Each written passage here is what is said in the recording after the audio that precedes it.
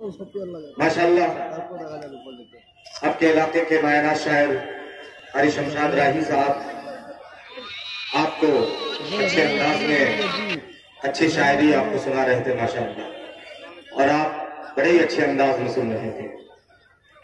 चलिए एक दुआया एक दुआ हम सब खुदा के बारगाह में पेश करते हैं और दुआ मांगने की कोशिश करते हैं ताकि बारगाह खुदाबंदी में कबूल हो जाए।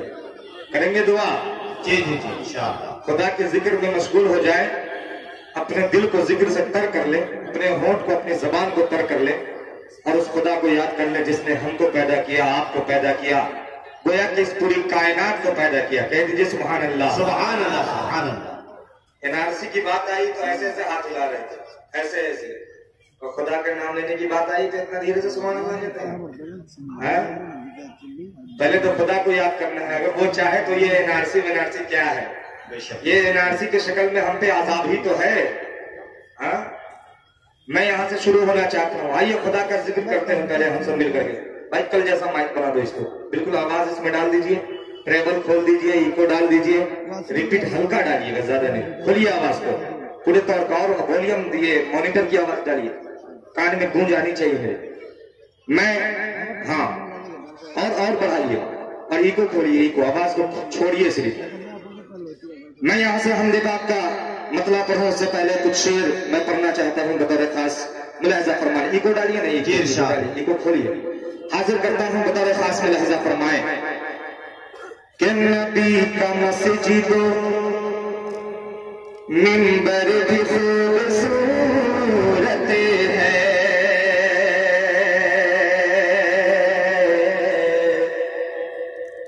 नबी का मस्जिदो मिंबर भी खूबसूरत है,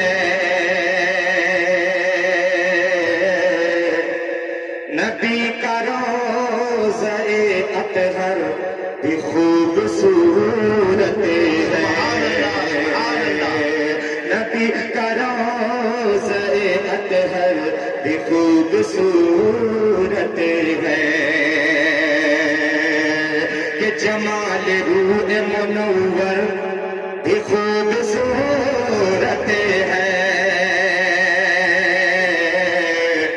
कलाम शाह पैगंबर भी खूबसूरत है,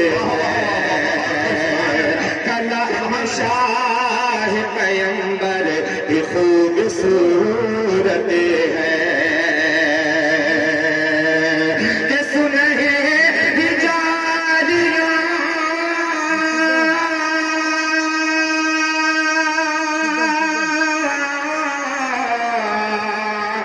सुनहरी जालियां वो सब बदे खजरा, अरे वो छत पे बैठा कबूतर भी खूबसूरत है, वो छत पे बैठा कबूतर भी खूबसूरत है। मदीने की बात कर रहा हूँ कि वहां की रात भी बेशक हसीन लगती है, वहां की सुबह मुनव्वर भी खूबसूरत है, वहां की